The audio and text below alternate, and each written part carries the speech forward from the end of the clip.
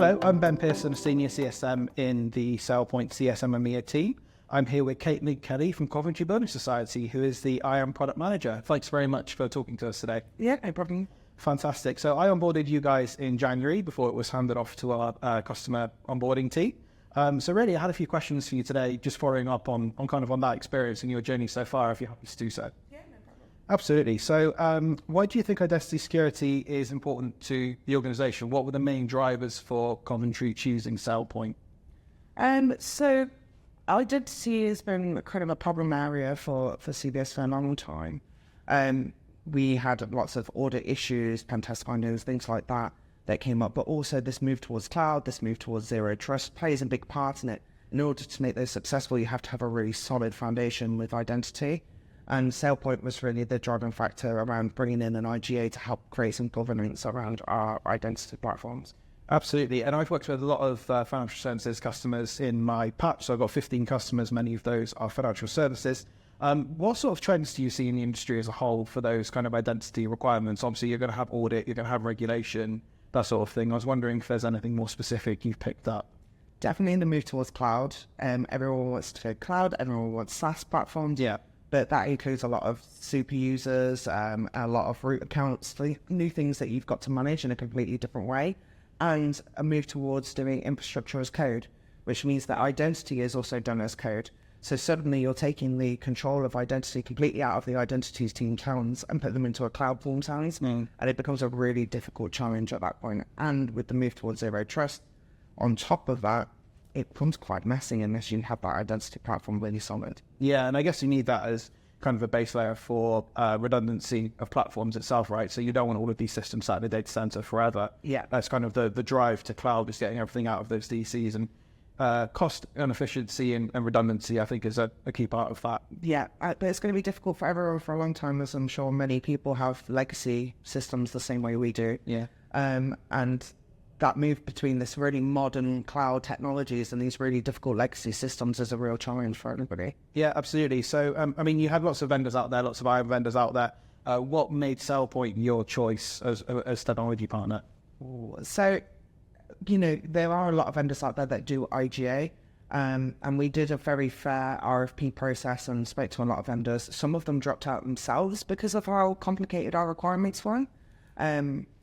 But the thing that really pushed SailPoint over the edge was the culture aspect. So, yes, the technology was better in certain aspects, and we really liked the usability of it, because the usability was really important for kind of getting the adoption across the business.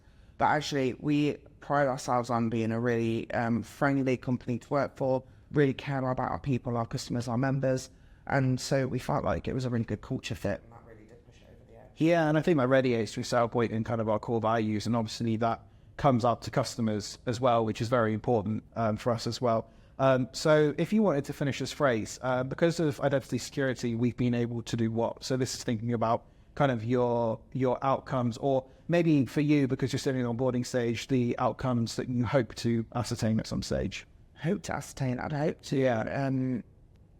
Because of identity security, we now don't have 5,000 passwords for each user, which would be lovely, or 5,000 accounts for each user that we have to manage individually.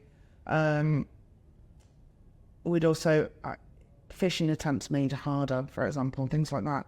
When you work for a company like mine, I'm sure everyone gets them, but we get a lot of phishing attempts. And actually, we've been very lucky that certain attempts didn't hit certain users. Yeah. Because if they had hit other users and they'd had the right permissions, they'd have been in. So I could answer that sentence with so many different reasons of where I want to get to.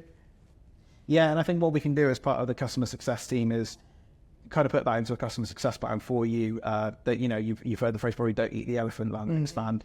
Let's walk you through that journey and get you to those strategic outcomes. We want to map everything, all of your objectives to kind of a strategic objective to make sure that you can fund your program, we can grow with you year after year, and we can get you to the maturity level you need to be. So you're kind of at the start of the journey yourselves, but it sounds like you've made a lot of realizations on where you could be, and also you kind of acknowledge that you chose SailPoint as a vendor due to culture. Is there any advice you would give to someone who would just be starting out on their journey? Maybe how would you choose the vendor? What are some of the things you need to think about? So even though I'm at the beginning of my journey, I've been in identity for about 9 years now, and I've seen a couple of different programs fail, and I kind of learnt my lessons from them and work forward. What I would say is make sure you understand the core issues underlying a lot of the symptoms. So a lot of people get an audit report and say, okay, this is an issue, this is an issue, this is an issue, let's try and go out and fix it. But you're fixing symptoms of an issue a lot of the time. Try and understand what the core issue is behind it, and then kind of analyze that and say, okay, so here is the requirement. We either need to fix our AD, we need to create an RBAC or an ABAC. We need to, or sometimes the core issue is we've got an issue with flexibility. Our employees flex between 2 different roles. So we've created them 2 completely separate accounts that they have to log into and log out of. If you can understand the core issues as, okay, we need flexibility, we need this, we need on demand, we need X, Y, and Z, then you can now start to understand the requirements. And if all of that is being done manually, you're actually creating yourself more problems because, I can't do this quickly. So we just have all these static accounts sitting there. Once you understand that and understand the processes that need to change, then go out and find a technology partner. Then go and look for the technology, and then you'll really understand the requirements of what it is you're trying to achieve. That's what I'd recommend, is do the core analysis up front. You'll do the work first. So much time.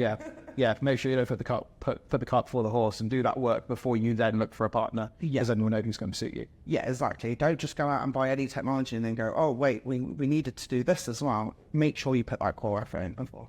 Fantastic. Well, Caleb, thanks so much. I hope you've enjoyed your day here, Identity Day in London, and that's it for us.